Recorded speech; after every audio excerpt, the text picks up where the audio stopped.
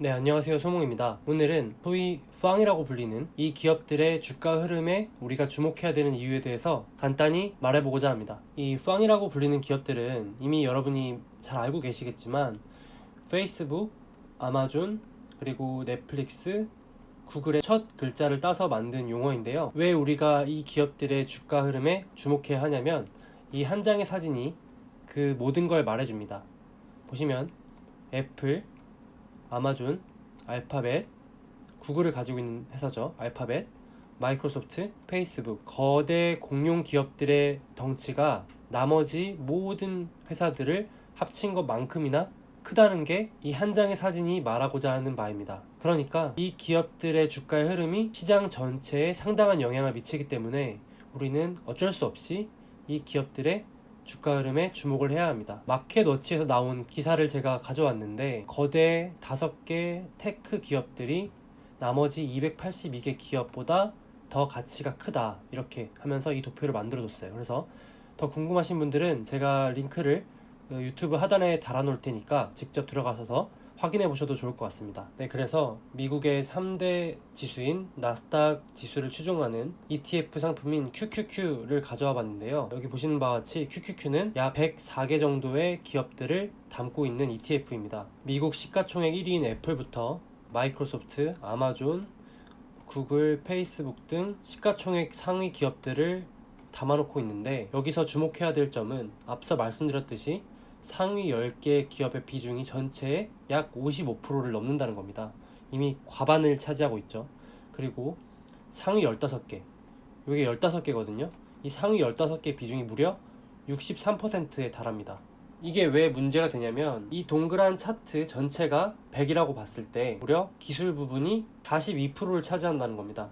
거기다가 페이스북이나 구글, 넷플릭스 등이 들어간 커뮤니케이션 업종까지 합치면 무려 약 64% 정도, 그러니까 그 비중이 거의 이 상위 15개 비중과 동일하다는 걸 알 수 있습니다. 그러니까 앞서 소개해드렸던 팡과 같은 일부 기업들의 상당히 영향력이 크다는 겁니다. 그 기업들의 주가가 오르고 내리는 것에 따라서 우리가 투자해놓은 시장 자체가 위아래로 크게 흔들릴 수 있다는 겁니다. 결론을 간단히 말씀드리고 차트를 보도록 하겠습니다. 첫 번째로 앞서 말씀드렸던 것처럼 시가총액 상위 기업, 소위 말하는 팡과 같은 기업들의 쏠림 현상이 심화되고 있다.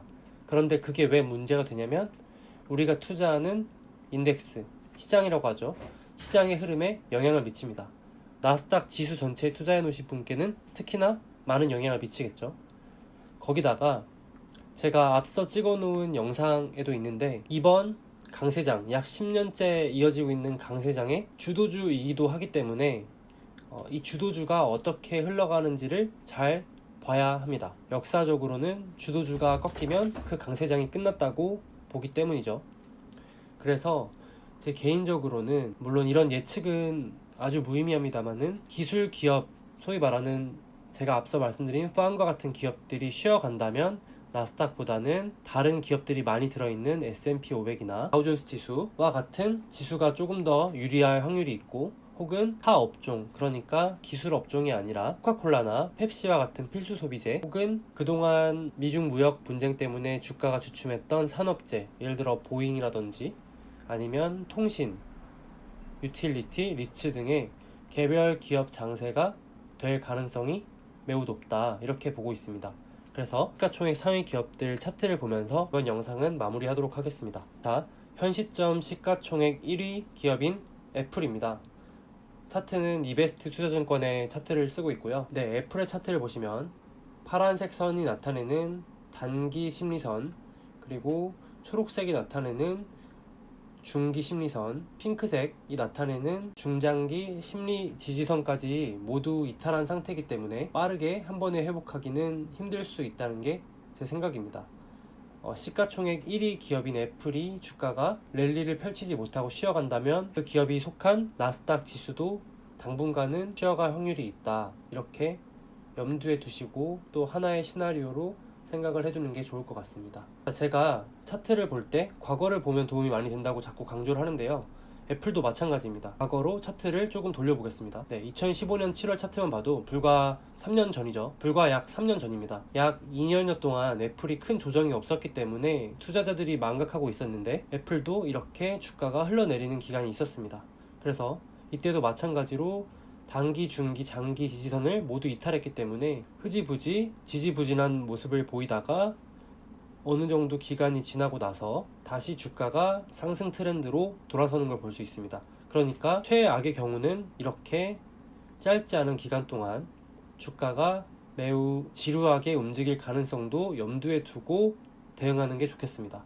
아마존 차트입니다. 아마존 같은 경우는 제가 지난번 영상에서도 한번 똑같이 차트를 다뤘던 적이 있는데요. 그만큼 개인 투자자들의 관심이 많은 기업 중에 하나입니다. 그런데 아마존의 차트 역시 애플과 마찬가지로 단기부터 중장기 지지선을 모두 이탈한 관계로 다수의 투자자들이 손실 구간으로 접어든 상태이기 때문에 주가가 빠르게 회복하기는 쉽지 않아 보입니다. 아마존 같은 경우도 앞에 영상에서 똑같이 말씀드렸던 의견과 그대로 변함없이 주가가 저항선을 테스트하고 또 바닥을 다지면서 다시 올라가는 그림이 나와줘야 비중을 다시 늘리거나 주가 전체도, 주식시장 전체도 랠리를 할 수 있을 거로 예상이 됩니다. 마이크로소프트의 차트입니다.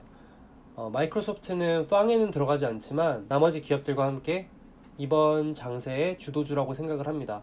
오히려 마이크로소프트의 차트는 단기, 중기 지지를 다 받아주고 튀어오르는 모습이라서 회복 속도가 상대적으로 다른 기업들에 비해서 빠를 걸로 기대가 됩니다. 아마존보다는 마이크로소프트의 향후 주가 흐름이 더 좋을 것으로 기대가 됩니다. 페이스북의 차트인데요. 페이스북의 차트는 보시다시피 안타깝게도 하락 트렌드로 완전히 접어든 모습입니다. 주요 단기, 중기, 장기 모든 지지선을 다 이탈했고 또 심지어 파란색 선 단기 저항에 계속 부딪히고 그걸 쉽게 뚫지 못하는 모습을 보이면서 심리적으로도 향후 주가 흐름이 당분간은 쉽지 않을 것으로 예상이 됩니다.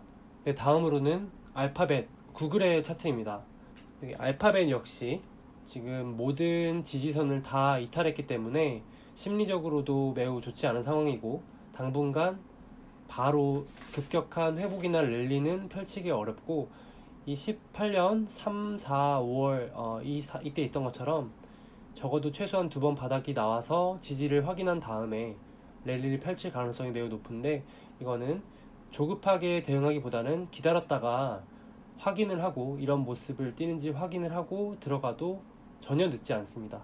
넷플릭스의 차트인데요. 넷플릭스 같은 경우도 지금 보시면 주요 심리 지지선을 모두 이탈하고 지금 이 파란색 선에 맞닥뜨리고 있는데 최악의 경우에 파란색 선에 맞고 파란색 선에 부딪혔다가 쭉 흘러내리는 그림이 올 수 있습니다. 그렇기 때문에 제 개인적으로는 신규 진입은 보류하는 게 좋겠고 다시 주가가 바닥을 다지고 돌아설 때까지 쭉 관망을 하는 게 더 낫지 않을까 하는 생각입니다. 왜냐면 이렇게 급격하게 올랐다가 이제 산 봉우리를 그리고 내려가는 그림이 전형적으로 이게 머리 그리고 이게 양 어깨, 네이버에 한번 헤드 앤 숄더 패턴이라고 검색을 해보시면 좋을 것 같은데요. 전형적인 모습을 그리고 하락하고 있습니다. 그래서 아쉽게도 차트만 봤을 때는 넷플릭스의 그림은 당분간 좋지 않을 것 같다.